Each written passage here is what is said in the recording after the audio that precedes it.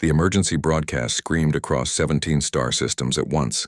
Ambassador Talen's voice broke with terror as he spoke into the transmission device, his purple hands shaking so badly he could barely hold it steady. "Please," he begged, "anyone who can hear this. We are dying. The Krell have returned. They are eating us alive. Our children are being hunted in the streets. Our cities are burning. Please, we need help. We need soldiers. We need weapons. We need someone who knows how to fight." The message played on every screen in the Galactic Council chamber. 200 species watched in silence. Some looked away. Others whispered to their aides. None of them offered help. Counselor Vreth of the Selenians spoke first. Her voice was soft and sad. "This is terrible. Truly terrible. But what can we do? We have no military. We dissolved our armies 300 years ago." "Same for us," said the Vernax representative, his scales flickering blue with distress. "Our peacekeepers carry stun weapons. They wouldn't even scratch those creatures." The Thorned ambassador spread his forearms in a gesture of helplessness. "We had warships once. We scrapped them generations ago. Building new ones would take years. The Altherans don't have years. They don't have weeks." Around the circular chamber, the same story repeated. Every species had evolved beyond war. They had learned to solve problems with words and trade agreements. Violence was something primitive species did. Civilized beings had moved past such things. In the back row, almost hidden behind a marble column, sat Ambassador Jiwoo. She represented Earth, the newest member of the Galactic Council. Most species barely knew humans existed. Earth had joined only 15 years ago, and the other members treated them like embarrassing relatives at a family gathering. Jiwoo stood up. Her simple black suit looked plain compared to the elaborate robes and ceremonial armor the other ambassadors wore. She cleared her throat. "Earth will help." The chamber went silent. Then someone laughed. It was a short, sharp sound that echoed off the high ceiling. Others joined in, a ripple of amusement spreading through the room. Counselor Vreth turned to look at Jiwoo. Her expression was kind but pitying, like an adult humoring a child. "Ambassador Jiwoo, we appreciate the sentiment. But this is not a matter for thoughts and prayers. The Altherans are facing extinction. They need real military force." "Yes," Jiwoo said calmly. "They do." The Vernax counselor's scales turned orange with something like condescension. "With respect, Earth barely qualifies for council membership. Your technology is primitive. Your ships are slow. Your people have only just learned to travel between stars. What could you possibly offer?" Jiwoo walked down the aisle toward the center of the chamber. Her boots clicked on the polished stone floor. Every eye in the room followed her. She stopped in front of the massive display screen where Talen's terrified face still flickered. "We can offer what you cannot," she said. "We can offer violence." The word fell like a stone into still water. Several ambassadors gasped. The Thorned representative made a gesture that meant disgust in his culture. "Violence?" Vreth repeated. "That's your solution? You would add more bloodshed to this tragedy?" "The bloodshed is already happening," Jiwoo said. Her voice was flat and hard. "The Krell don't negotiate. They don't respond to sanctions or economic pressure. They eat and they breed and they move to the next world. The only thing that will stop them is force. Lethal force." "This is barbaric," the Vernax counselor said. "We are civilized species. We don't—" "You don't kill," Jiwoo interrupted. "We know. You evolved past it. You're proud of that. But right now millions of Altherans are dying because you're too civilized to save them." The chamber erupted. Ambassadors shouted at each other. Some called for Jiwoo to be removed. Others demanded order. Through it all, Talen's message kept playing on the screen, his voice begging for help that wasn't coming. Jiwoo raised her hand. Somehow the gesture cut through the noise. The chamber fell quiet again. "Earth will deploy forces within 18 hours, she said. "We will go to Viridian 3. We will engage the Krell. And we will do whatever is necessary to protect the Altheran people." "You can't authorize this alone," Vreth protested. "The council must vote." "The council has voted," Jiwoo said coldly. "You voted to do nothing. You voted to let them die. Earth is not asking for permission. We're informing you of our decision." She turned and walked back up the aisle. At the door, she paused and looked back at the assembled ambassadors. "You asked what kind of species Earth is. You're about to find out." The door closed behind her with a soft hiss. 12 hours later, Jiwoo stood in a secure communication room aboard the council station. The holographic display showed Admiral Minho sitting at his desk on Earth, 30 light-years away. His gray hair was cut military short. His face showed no emotion. "I've seen the reports," Minho said. "It's bad. Worse than bad," Jiwoo replied. "The Krell have overrun 4 continents. Casualty estimates are in the tens of millions. The Altherans have no defenses. They're being slaughtered. And the Council? Useless. They're too afraid of their own capacity for violence to do anything." Minho nodded slowly. "What do you need from us?"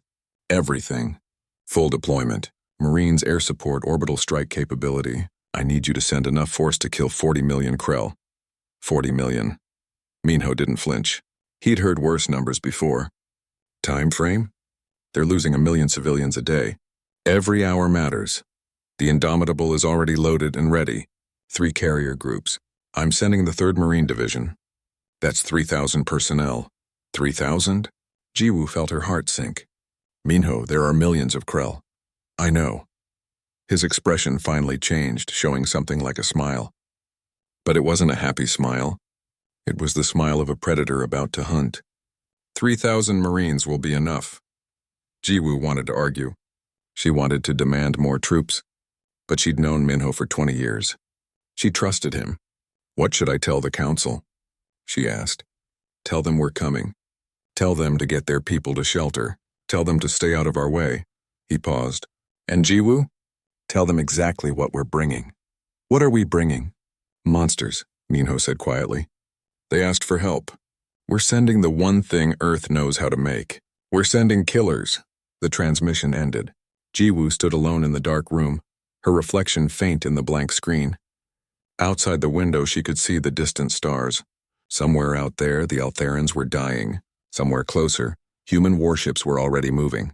She thought about what the other ambassadors had said, about civilization and evolution and moving past violence. They were right in a way. Their species had grown beyond war. They'd achieved something beautiful. But Earth hadn't. Humans had spent 10,000 years perfecting the art of killing each other. Every weapon, every tactic, every instinct had been sharpened by endless conflict. It was humanity's shame, their darkest secret. Now it would be their gift to the galaxy. Jiwoo turned away from the window and walked back to the council chamber. She had an announcement to make. Help was coming. The monsters were on their way. 72 hours into the operation, the human Marines had killed over 4 million Krell. They'd rescued 80 million Altheran civilians. The numbers should have made Heejin happy. Instead, she couldn't stop thinking about the other number. The one that kept growing every hour. 63 human dead. Each notification came through the communication system with the same cold efficiency. Name, rank, cause of death, next of kin notified, flag prepared for folding. The humans processed. Death like they processed everything else with brutal efficiency. But Heejin had started to notice the small things. The way Lieutenant Nari's voice got quieter when she read the names. The way Sergeant Sora stood alone for 5 minutes after each notification, staring at nothing. The way Colonel Deho gripped, his coffee cup hard enough to crack it when he thought no one was looking. The monsters hurt when they lost their own. They just didn't let it stop them. Nari stood in the briefing room, looking at a 3-dimensional map of the capital city's underground metro system. Intelligence suggested 2 million Altheran civilians were trapped down there. The Krell had flooded the tunnels hunting in the darkness. 500,000 of them, maybe more. "It's a death trap," said Corporal Hyunwoo. He'd been with Nari's platoon since basic training. Narrow corridors, no room to maneuver, perfect terrain for the Krell. "I know," Nari said. She zoomed in on the deepest sections of the tunnels. "That's why we're bringing the flamethrower units and the assault drones." "Lieutenant," Hyunwoo said carefully, "those civilians have been down there for 3 weeks. If we use fire weapons in enclosed spaces..." "I know," Nari repeated. "But if we don't go in, they die anyway. At least this way they have a chance." The platoon moved into the metro entrance at dawn. 40 Marines, all volunteers. They carried twice the normal amount of ammunition. The flame units made the corridors feel even more cramped than they were. The first Krell attacked before they'd gone 50 meters. It dropped from a ventilation shaft, mandibles spread wide. Private Minseo shot it 3 times before it hit the ground. Its corpse filled the corridor with the smell of chemicals and rot. Contact confirmed, Nari reported, moving to secondary tunnel. The fighting started in earnest at the first junction. The Krell came from everywhere at once, from side passages, from above, from behind. The Marines formed a defensive circle and fired in all directions. The noise in the enclosed space was overwhelming. Muzzle flashes lit the darkness like lightning. They fought their way deeper. Every 100 meters cost them ammunition and time. At the 4th junction, they found civilians. 300 Altherans huddled in an old maintenance room, starving and terrified. The Marines passed them emergency rations and sent them back toward the surface with an escort. 1.7 million to go, Hyunwoo muttered. They went deeper. The tunnels got darker. The Krell got more numerous. At the 6th junction, a Marine named Jisoo died when her armor failed. The Krell tore through it in seconds. Her screams cut off fast, too fast. Nari wanted to stop, wanted to secure the body, wanted to give Jisoo the dignity she deserved. But 2 million civilians needed saving, and they were losing minutes they didn't have. Keep moving, she ordered. Her voice sounded dead even to herself. 36 hours later, the platoon emerged from the metro tunnels. They'd saved 1.9 million civilians. The 100,000 they didn't find were already dead when the operation started. Nothing could have saved them. 8 Marines didn't come back. Nari read their names over the squad comm that night. Jisoo, Taehyun, Hana, Sokjin, Minji, Dongyun, Eunji, Jihoon. She read them slowly, pronouncing each syllable correctly. It was the least she could do. Back on Earth, families received notifications. In a small apartment in Seoul, Jisoo's mother collapsed when the officers arrived. In Busan, Jihoon's husband stared at the flag they tried to give him and refused to take it. In a village outside Daegu, Hana's grandfather sat down at his kitchen table and cried silently for 3 hours. The galaxy was saved. These families were destroyed. That was the price.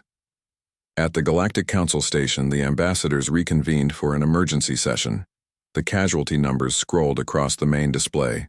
4 days of fighting, 18 million Krell eliminated. 164 million Altharans rescued.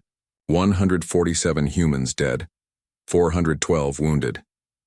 Councillor Vreth stood at her podium, her hands shaking. This has to stop. The violence, the death. It's too much. What would you have us do? Jiwoo asked quietly. Pull the Marines out? Let the remaining Krell kill whoever's left? Of course not. But there must be another way, a peaceful solution. Show me one, Jiwoo said. Please. Show me how to negotiate with creatures that only want to consume.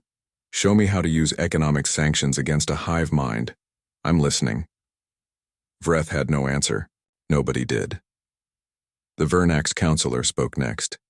His scales flickered between colors, showing his distress.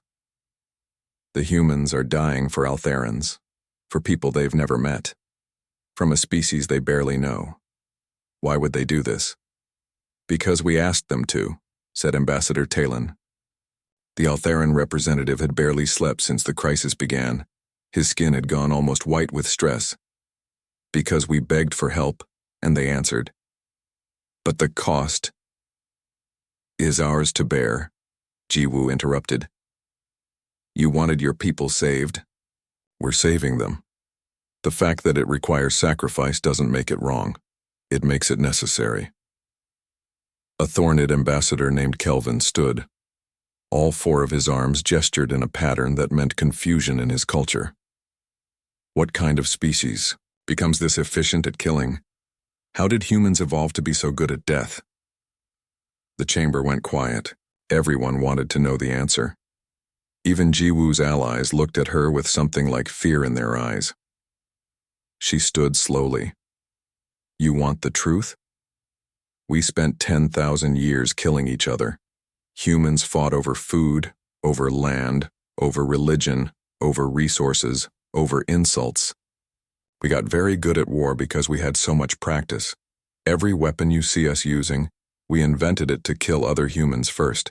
Every tactic, developed fighting ourselves.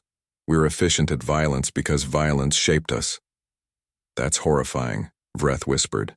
"Yes," Jiwoo agreed. "It is. We're not proud of our history. We're ashamed of it. But when you needed someone who understood war, who else were you going to call? You evolved past violence. We evolved through it. That's the difference." Back. On Viridian 3, Colonel Daeho studied intelligence reports in his command post. They'd identified the Krell Hive Nexus, a massive biological structure in the equatorial jungle. Every Krell on the planet was connected to it. It coordinated their movements, their attacks, their reproduction. Destroy the Nexus, and the swarm would collapse. Without coordination, the individual Krell could be eliminated systematically. It was the key to winning the war. It was also almost certainly a suicide mission. Major Young-ho volunteered to lead the strike team before Daeho even finished explaining the mission. 200 Marines, Young-ho said. "The best we have. Fast insertion, plant the charges, fast extraction. Intelligence rates survival probability at less than 20%, Daeho said. Then we'd better bring our best people." Young-ho assembled his team in 6 hours. 200 Marines who knew exactly what they were volunteering for. Not one refused. Not one hesitated. They loaded into the dropships and headed for the jungle. Hyejin watched them go from the observation deck. She'd been assigned as a liaison to the human command. She'd spent 4 days watching them fight. She still didn't understand them. "Why do they do it?" she asked Sergeant Sora, who was standing nearby. Sora had been injured in the metro assault. A Krell had broken her leg. She'd finished the mission anyway. Now she was recovering, forced to watch while her fellow Marines went into danger without her. "Do what?" Sora asked. "Volunteer for suicide missions. Fight for people they don't know. Die for strangers." Sora was quiet for a long time. "Because someone has to," she finally said. "And because we can. If we have the ability to save lives and we don't use it, what kind of people does that make us?" "But you're dying," Hyejin said. "Humans are dying by the hundreds. And Altharans would die by the millions if we didn't." Sora looked at her with eyes that were old despite her young face. "That's the math that matters." In the jungle, Young-ho's team hit the ground running. The Krell knew they were coming. The creatures swarmed from every direction, driven by instinct to protect the Nexus. The Marines fought through them, losing soldiers every 100 meters. 43 dead by the time they reached the structure. Young-ho led the survivors inside, into corridors made of organic material that pulsed like living flesh. They planted nuclear charges throughout the Nexus while fighting off thousands of Krell. Young-ho armed the last charge personally. He was carrying Private Jiwon on his back. The kid had taken a hit protecting the demo team. He wasn't going to make it much longer, but Young-ho wasn't leaving him behind. They ran for the extraction point. The Nexus began to collapse around them, sensing its death. Krell threw themselves at the Marines with desperate fury. The explosion lit up the jungle like a second sun.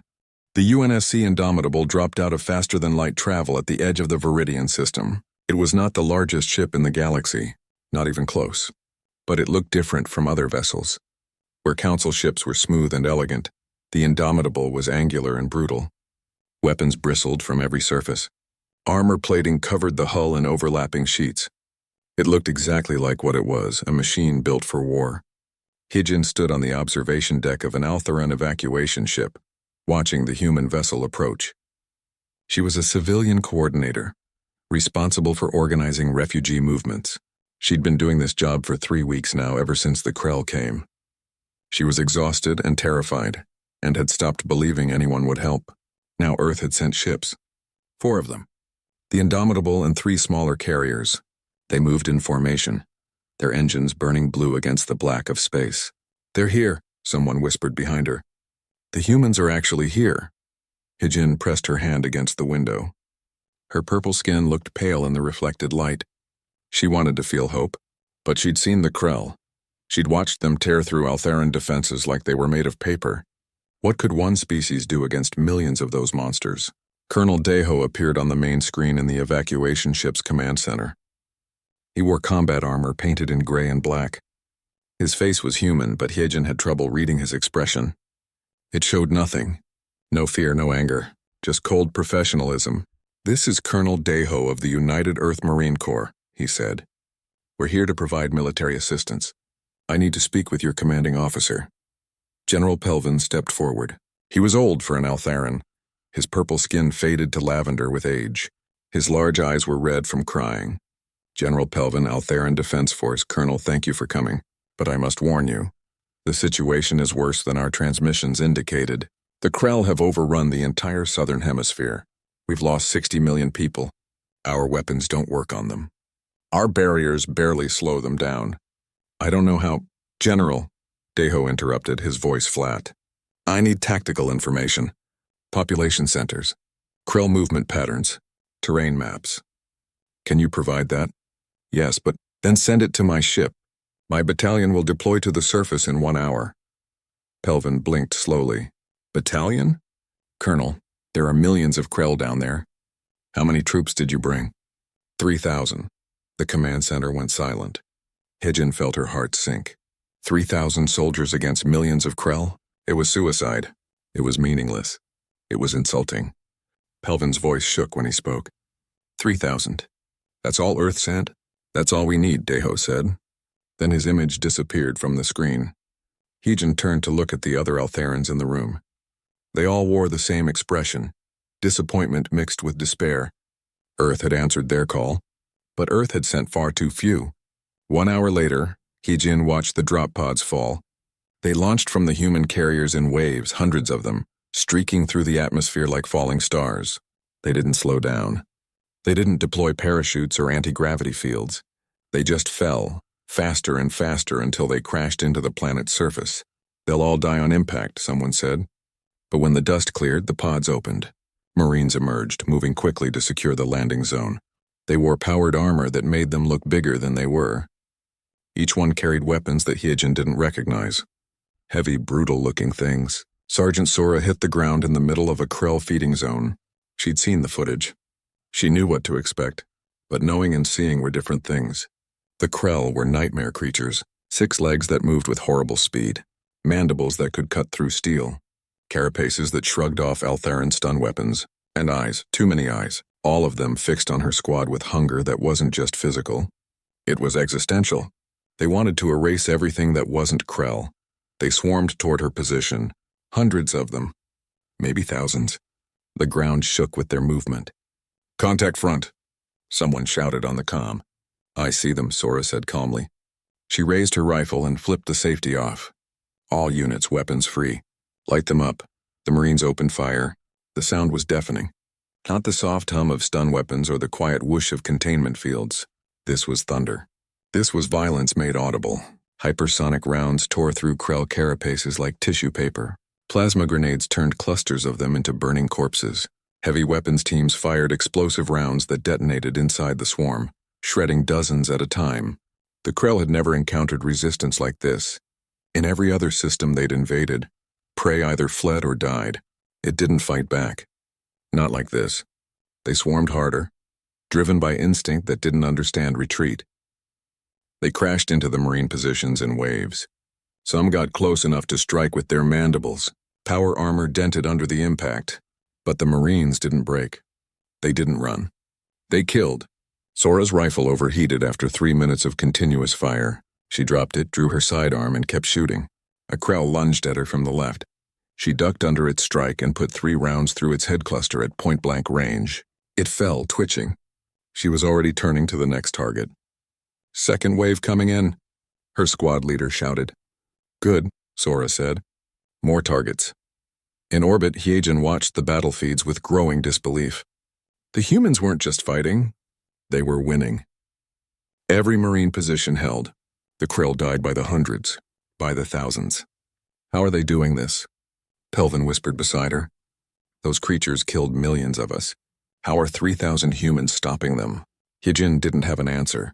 She watched a human soldier grab a Krell by its mandibles and force them apart until its head split open. She watched another one stand on top of a destroyed vehicle, firing a massive weapon that turned Krell into mist. She watched a squad move through a refugee camp, eliminating every Krell with brutal efficiency, saving hundreds of Altharan civilians who'd been hiding for weeks. These weren't soldiers like Altharans understood soldiers. These were predators. These were killers. These were exactly what Earth had promised. Monsters. Back on the Galactic Council station, the other ambassadors watched the same feeds. Councillor Vreth had turned away from the screens after the first 5 minutes. The Vernax representative's scales had gone pale gray with shock. "This is barbaric," someone said. "This is effective," someone else replied. Ambassador Jiwoo sat in her usual seat in the back row. She watched every screen. She didn't look away. She didn't apologize. "You sent butchers," Vreth said quietly. "You sent murderers." "I sent Marines," Jiwoo corrected. "And right now those Marines are saving Altharan children. They're clearing refugee camps. They're dying so that millions can live. If that makes them butchers, then I'm proud of them." On Viridian 3, Corporal Junho led his squad into a school building. Intel said 200 Altharan children were trapped inside. So were at least 50 Krell. The fight was close quarters, brutal, room to room. The Krell had adapted to their environment, learned to wait in ambush. But humans had been fighting in buildings for thousands of years. This was their terrain. When Junho's squad cleared the last room, they found the children huddled in a basement. 200 pairs of large, terrified eyes stared up at the armored figures. Hunyo removed his helmet. His face was covered in sweat and grime. He smiled at them. It was a tired smile, but genuine. "Hey kids," he said softly. "We're from Earth. We're here to help. Let's get you somewhere safe." An Altharan teacher stepped forward. She was young, barely an adult herself. She'd been protecting these children for 3 weeks. Are you really going to save us?" "Yes, ma'am," Junho said. "That's a promise." They led the children out through streets littered with Krell corpses.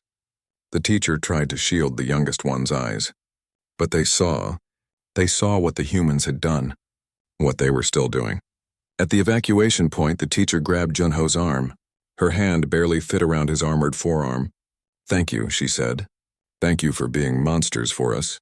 Junho didn't know how to respond to that, so he just nodded and went back to war. The nuclear explosion left a crater 3 kilometers wide. The jungle around it was simply gone, replaced by scorched earth and twisted metal from the Krell structure. Major Young-ho's extraction shuttle cleared the blast radius with seconds to spare. Inside, 14 Marines slumped against the walls, covered in burns and blood. They'd gone in with 200. Private G1 died during the flight back. Young-ho held him the whole way, even though the kid had stopped breathing somewhere over the ocean. When they landed, medics had to force Young-ho to let go of the body. But the mission was a success. The Hive Nexus was destroyed. Across the planet, the Krell swarm fractured. Without the coordinating intelligence, they became disorganized. Easier to hunt. Easier to kill. The Marines went back to work with grim determination. They swept through the remaining Krell positions systematically. No mercy, no prisoners. Complete elimination. Sergeant Sora's platoon cleared the northern continent over the next week. She'd stopped counting her kills after the first day. The number didn't matter. What mattered was each refugee camp they liberated, each group of civilians they escorted to safety, each Altharan child who got to live. But she saw how they looked at her. The Altharans. They were grateful, yes, deeply grateful. But they were also afraid. They'd seen what humans could do. They'd watched the Marines turn living creatures into corpses with cold efficiency. They'd seen violence on a scale their peaceful species couldn't comprehend. The children were worst. They'd draw pictures of the Marines in their shelters, but the pictures showed them as monsters, huge figures with weapons surrounded by dead Krell. The children drew them as protectors and nightmares at the same time. Sora found one such drawing in an abandoned school. A little Altharan girl had drawn her specifically. She knew because the figure had the same broken armor plate on the shoulder that Sora wore. In the picture, Sora stood over a pile of Krell bodies. She was protecting a small Altharan child, but her eyes were colored red, like a demon. "Is that how you see us?" Sora whispered to the empty room. Necessary evils? Maybe that was all they could be to a species like the Altharans. The humans were too violent, too brutal, too willing to kill. Even when they were saving lives, they were still killers. Hyejin had been assigned to work directly with Human Command. She spent her days in the operations center, watching the Marines coordinate their final sweeps. She observed their briefings, their tactical planning, their calm discussions of acceptable casualty rates. One evening, she found Lieutenant Nari standing alone on an observation platform, looking out at the city they'd just liberated. Thousands of Altherans were celebrating in the streets. They were alive because of the humans. "How do you bear it?" Hijin asked. "The violence. The killing. The death." Nari didn't look at her. "We compartmentalize. We focus on the mission. We tell ourselves that every Krell we kill is a civilian who lives. And after we deal with it. Or we don't." Nari's voice was flat. "Some Marines go home and have nightmares for years. Some drink too much. Some can't hold relationships because they've seen too much death. Some eat their service weapon. We pay the price long after the fighting stops. Then why do it?" Nari finally turned to look at her. "Because someone has to. And because we're able. If we can save lives and choose not to, that makes us monsters too. At least this way, the violence has meaning." Back at the Galactic Council station, a political firestorm raged. The combat footage had spread across every member species. Some were horrified by human methods. Others were awed. The debate had been going on for 3 days straight. The Vernax counselor stood at his podium, scales bright red with anger. "I'm calling for immediate sanctions against Earth. What we've witnessed is excessive use of force." Disproportionate response. "They didn't just defeat the Krell, they exterminated them. Every single one. That's not defense. That's genocide." The chamber erupted in argument. Some agreed. Others shouted in opposition. Through it all, Ambassador Jiwoo sat quietly in her seat. Ambassador Talon rose to speak. The Altharan representative looked stronger than he had in weeks. His people were safe. That gave him courage. "The Vernax counselor speaks of excessive force. I ask him, which of my people should the humans have let die? How many Altharan children was I supposed to sacrifice to preserve the sensibilities of species who refuse to help? That's not what I'm saying. Then what are you saying?" Talon's voice rose. "That Earth should have fought with one hand tied behind their back? That they should have risked more human lives to make their methods more palatable? The Krell came to exterminate my species. Earth stopped them. Completely. Finally. If that offends your moral principles, I suggest you examine those principles more closely." Jiwoo finally stood. The chamber quieted. Everyone wanted to hear what she would say. "You're right to condemn us," she said quietly. "What we did was brutal, excessive. We killed without mercy. We showed no quarter. We turned living creatures into corpses by the millions." She paused. "But we saved 189 million Altherans, and we lost 381 Marines doing it." She pulled up a display. Faces appeared. Human faces. Young, old, male, female. Every Marine who died on Viridian 3. These people volunteered to die for strangers. They knew the risks. They went anyway. So yes, judge us for our violence. Judge us for our brutality. But remember that we used that violence to protect the defenseless. We were brutal to those who were being brutal first. The vote on sanctions was called. It failed, but barely. The galaxy was split on whether Earth was a savior or a threat. The operation concluded after 23 days of fighting.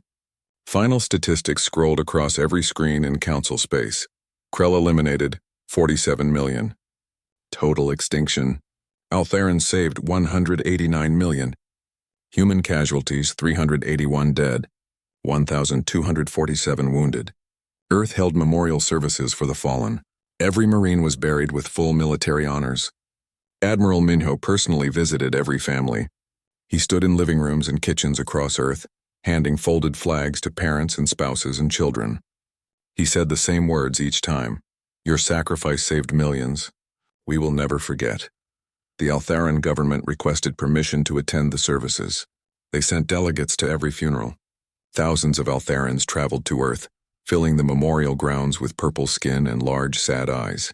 At Corporal Junho's funeral, a young Altharan girl placed flowers on his grave. She was one of the children he'd saved from that school. She was too young to understand war, but she was old enough to understand that someone had died so she could live. Her mother stood beside her crying, not just for Junho, for all of them. The monsters Earth sent. The killers who'd become saviors. In a military hospital in Geneva, Sergeant Sora lay in a bed recovering from her injuries.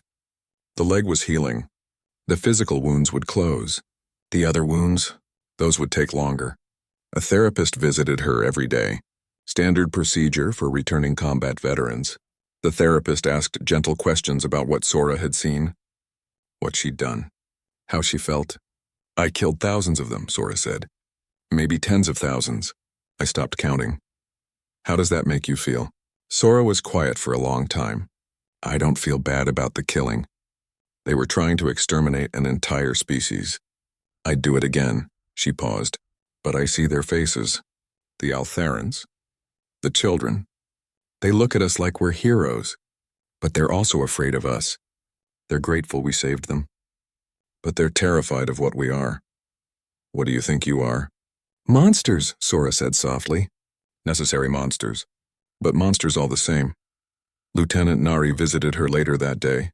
They sat together in silence for a while, two soldiers who'd seen too much. The brass is talking about medals, Nari said. Commendations, honors. I don't want a medal. Me neither, but we're getting them anyway. Nari looked out the window at the mountains in the distance. The Galactic Council is debating whether we're heroes or threats. Half of them want to sanction us. The other half wants to hire us. What do you think will happen?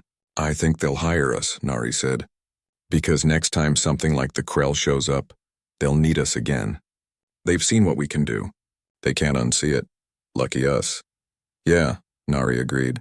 Lucky us. Far above Earth, in a secure conference room, Admiral Minho met with government officials. They were discussing the Galactic Council's offer. Earth could become the military arm of Council Space, the protectors of peaceful species. It's a trap, someone said. They want to use us. Make us their attack dogs. Maybe, Minho replied. Or maybe it's an opportunity. We proved we can save lives, that our capacity for violence can serve a higher purpose.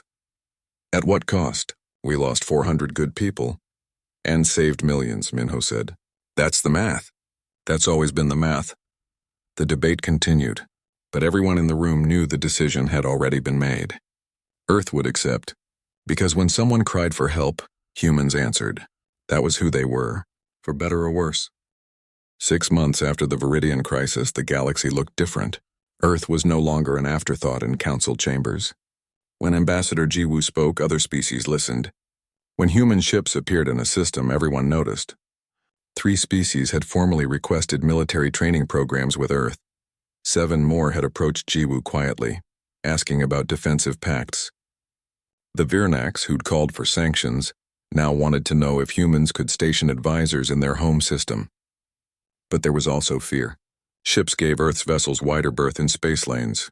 At diplomatic functions, other ambassadors were careful around Jiwoo, polite, respectful, but careful. Like people being nice to a predator that could turn on them at any moment.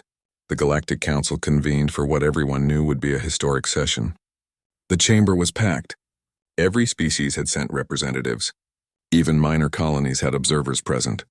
Counselor Vreth called the session to order. Her hand still shook when she looked at Jiwoo. We are here to discuss a formal proposal. Earth has offered to serve as the military defense force for Council Space.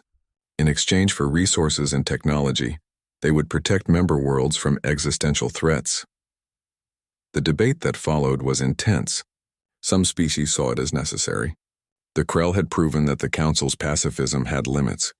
Without Earth, millions more would have died. Others saw it as surrender. Accepting Earth's offer meant admitting that violence was sometimes necessary. It meant acknowledging that their evolution beyond warfare had left them vulnerable.